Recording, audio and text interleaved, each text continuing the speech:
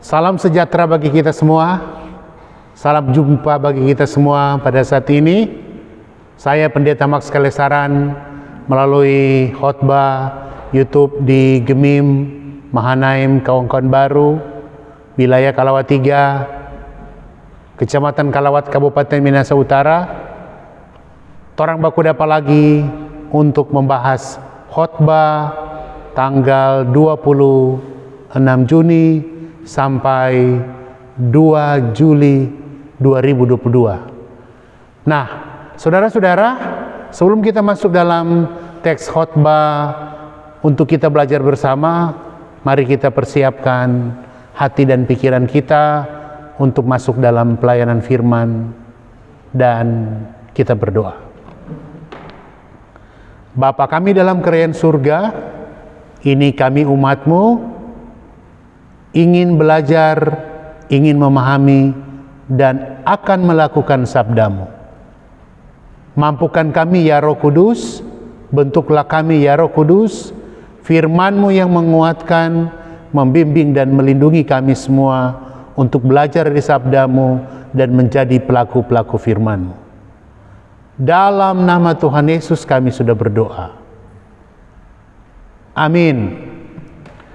Saudara-saudara, teks Alkitab yang kita akan belajar bersama-sama menjadi bahan khotbah kita pada saat ini adalah Keluaran pasal 31 ayat 1 sampai ayat 11. Kitab Keluaran pasal 31 ayat 1 sampai ayat 11. Teks ini berjudul Bezalel dan Aholiab ditunjuk. Berfirmanlah Tuhan kepada Musa, lihat, telah kutunjuk Bezalel bin Uri bin Hur dari suku Yehuda, dan telah kupenuhi dia dengan roh Allah, dengan keahlian dan pengertian dan pengetahuan dalam segala macam pekerjaan, untuk membuat berbagai rancangan supaya dikerjakan dari emas, perak, dan tembaga, untuk mengasah batu permata supaya ditatah, untuk mengukir kayu, dan untuk bekerja dalam segala macam pekerjaan. Juga aku telah menetapkan di sampingnya Aholiab bin Ahisamak dari suku Dan. Dalam hati setiap orang ahli telah kuberikan keahlian.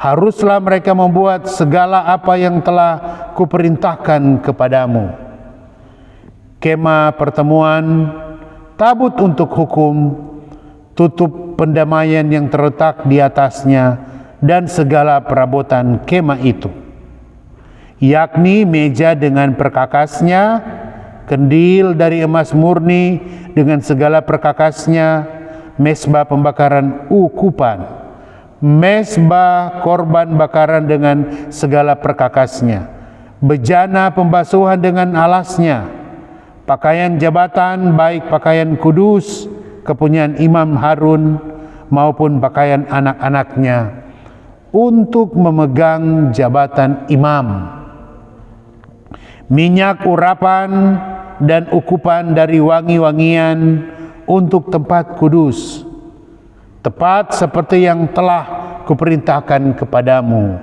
Haruslah mereka membuat semuanya. Itu teks pembacaan Alkitab dan perenungan kita saat ini di Keluaran pasal 31 ayat 1 sampai 11.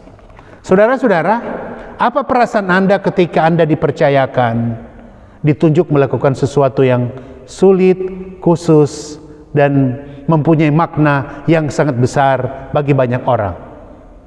Apa perasaan Anda apabila dipercayakan, ditunjuk, dipakai untuk melakukan sesuatu yang khusus bagi pelayanan gereja misalnya, di rumah misalnya, di kantor misalnya, di sekolah misalnya, di kampus misalnya, ataupun di tempat pekerjaan Anda? Anda dipercayakan oleh atasan Anda, sahabat Anda, atau pimpinan Anda untuk melakukan sesuatu yang khusus, yang tidak banyak orang bisa lakukan itu. Pasti Anda senang. Pasti Anda senang. Anda dipercayakan, diberi wewenang untuk melakukan sesuatu yang khusus untuk keperluan banyak orang.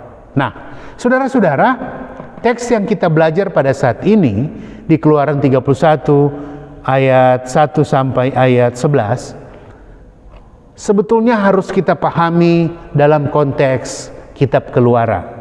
Sekali lagi, cerita tentang Bezalel dan Aholiab ditunjuk harus dipahami dalam konteks kitab Keluaran. Apa maksudnya? Nah, saudara-saudara, teks ini harus kita pahami bagaimana sejarah umat Tuhan, itu berada di tanah Mesir, kemudian keluar menuju tanah Kanaan. Teks ini harus kita pahami dalam maksud Israel berada di tanah Mesir, kemudian berjalan menuju tanah Kanaan lewat tiang api di malam hari dan tiang awan di siang hari. Nah, ketika mereka berada di perjalanan dari Mesir menuju tanah Kanaan, itu Israel adalah sebuah bangsa nomaden, bangsa yang berpindah-pindah tempat, yang melakukan banyak hal dengan segala macam tantangan, rintangan maupun masalah. Nah, apa yang terjadi, saudara-saudara? Di tengah-tengah perjalanan mereka harus beribadah. Di tengah-tengah perjalanan mereka wajib harus melakukan ibadah. Dalam bentuk apa? Umat Israel beribadah dalam kemah pertemuan. Umat Israel beribadah di kemah pertemuan, dan di dalam kemah pertemuan itu ada tabut perjanjian. Sekali lagi, mereka beribadah di padang gurun dalam kemah pertemuan, dan di dalam kemah pertemuan tersebut ada tabut perjanjian. Di dalam kemah pertemuan itulah, dalam tabut perjanjian itulah Tuhan hadir bersama-sama dengan umat. Dan siapa yang memimpin ibadah? Para imam. Imam Harun, keluarganya, anak-anaknya dibantu oleh orang Lewi atau suku Lewi. Pada saat melaksanakan pekerjaan pembangunan kemah pertemuan, dan pada saat melakukan tabut perjanjian, harus dipilih orang-orang ahli, orang-orang khusus yang mempunyai kemampuan khusus, mempunyai kecakapan khusus, keahlian khusus melakukan pekerjaan sebagai tukang batu, sebagai tukang kayu, termasuk sebagai ahli dalam menenun, kain, dan seterusnya. Mereka ahli untuk mengukir, ahli dalam pertukangan, mereka harus jago dalam merancang sesuatu bangunan yang mempunyai keahlian tertentu. Siapa mereka? Mereka adalah dua orang khusus yang bernama Bezalel dan Aholiab. Bezalel berasal dari suku Yehuda dan Aholiab berasal dari suku Dan. Bezalel ini artinya dalam lindungan Allah, sedangkan Aholiab berarti kemahku adalah Allah. Nah, saudara-saudara, apa kaitannya teks ini dengan kita semua di zaman modern? Ketika orang Israel beribadah di kemah pertemuan, dan kita sudah berada sekarang di zaman modern, tidak ada lagi bentuk kemah, tapi gedung gereja yang modern, yang berdiri sendiri, ada yang 1 lantai, 2 lantai, 3 lantai, bahkan ada yang bertempat di gedung-gedung bertingkat, di ruko, di mall, dan seterusnya. Nah, biasanya ada orang-orang khusus yang orang percayakan untuk bekerja, membantu pelayanan pendeta atau gembala. Siapa mereka?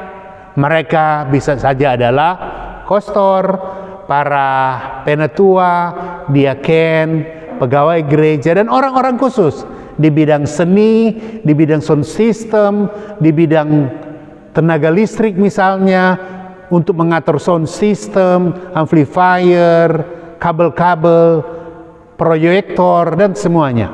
Mereka mempunyai keahlian khusus. Tidak semua orang bisa memberi diri dan melakukan itu. Saudara-saudara, Bezalel dan Aholiab dipercayakan Tuhan. Mereka dipenuhi roh Tuhan untuk merancang, membangun kemah pertemuan dengan segala macam barang berharga, benda-benda mulia, ada emas, perak, dan tembaga. Kita semua di zaman modern dipercayakan Tuhan untuk membantu pendeta misalnya. Pendeta butuh bantuan, seorang gembala butuh bantuan orang-orang di sekitar. Pemimpin gereja tidak bisa bekerja sendiri. Dan siapa yang membantu mereka? Siapa yang membantu para imam, pendeta, gembala, dan orang-orang khusus yang diurapi? Bukan ahli teologi, bukan ahli tafsir, bukan ahli biblika, tapi mereka mempunyai keahlian di bidang masing-masing. Mereka mempunyai kecakapan, karunia di bidang masing-masing. Mereka lah yang kita rangkul untuk membantu pelayanan gereja. Mereka lah yang kita rangkul untuk membangun gereja. Mereka lah yang kita rangkul untuk membangun masyarakat. Orang-orang khusus yang mempunyai background, mempunyai latar belakang yang berbeda-beda di bidang hukum, di bidang ekonomi, di bidang politik, di bidang hubungan kerjasama, di bidang pembangunan fisik, di bidang finansial, di bidang administrasi, dan lain-lain. Pelayanan akan maksimal jika dilakukan bersama-sama.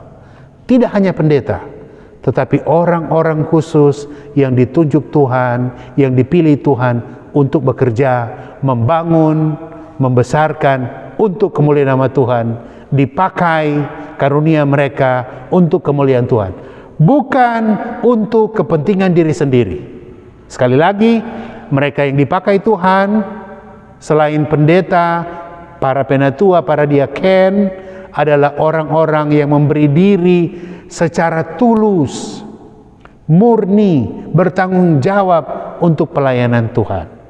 Mereka tidak mementingkan diri sendiri, mereka tetap rendah hati, tidak sombong, dan bisa diajak bekerja sama dalam sebuah teamwork. Kemuliaan Tuhan akan hadir di tengah-tengah pelayanan gereja, termasuk pelayanan masyarakat. Membangun gereja kita kuat, membangun masyarakat kita kuat, termasuk membangun bangsa dan negara. Tuhan Yesus memberkati. Amin.